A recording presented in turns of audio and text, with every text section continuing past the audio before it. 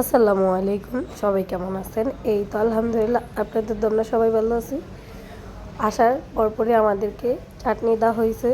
সুমন সকালবেলা 10টা বাজে কল দিয়ে বলতেছিল আজ দুপুরবেলা সারফরাজের মাদ্রাসায় পাঠায় না। আমি জিজ্ঞেস করলাম কেন।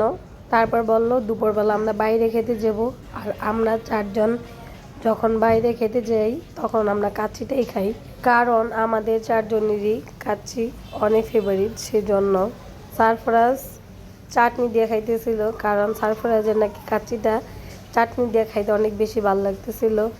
কোনো পছন্দের খাবার যদি আমরা অনেক দিন পর পর খাই তাহলে আমাদের অনেক বেশি ভালো লাগে, বাট পছন্দের খাবারটা যদি কিছুদিন পর পর খাই তখন ওইটা আর ভালো লাগে না। শুধু যে খাবারে এমন হয় তা না, আমরা কোথাও যদি যাই ওই জায়গাটা ভালো লাগে একবার যাওয়ার পর, তারপর অনেক দিন পরে যাইতে ইচ্ছা করে, বাট ওই জায়গাটার মধ্যে যদি আমরা বারবার যাই তাহলে ওই জায়গাটাও তখন আর ভালো লাগে না। কাছের সাথে 2টা কাবাব নিছি, ওদের 2 বাইরে বলছি তোমরা নাও, ওরা খায় নাই।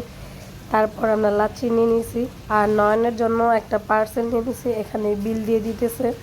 তারপর সুমন আমার আরেকটা সারপ্রাইজ দিল, সেটা হলো সুমনে বললো চলো তোমার একটা বোরকার শোরুমে নিয়ে যাই, তোমার বোরকা কিনে দিব। আর 2টা সারপ্রাইজ একসাথে দিছে, ডাবল খুশি। এই শোরুমটা দোতলা, নিচে উপরে মিলানো, তো নিচে একটা বোরকা আমার খুব পছন্দ হয়েছে, বাট ওইটা নেওয়া হয় নাই, কারণ কারচুপির বোরকাগুলো একটু দেখে শুনে নিতে হয়, কারণ কাজগুলা হাতে করা, সেই জন্য। আর এই দোতলায় এসে আমার 2 পার্টের একটা বোরকা অনেক পছন্দ হয়েছে কারচুপির, ওইটাই নিয়ে নিতেছি। এখানে আপু বিল লিখতেছে।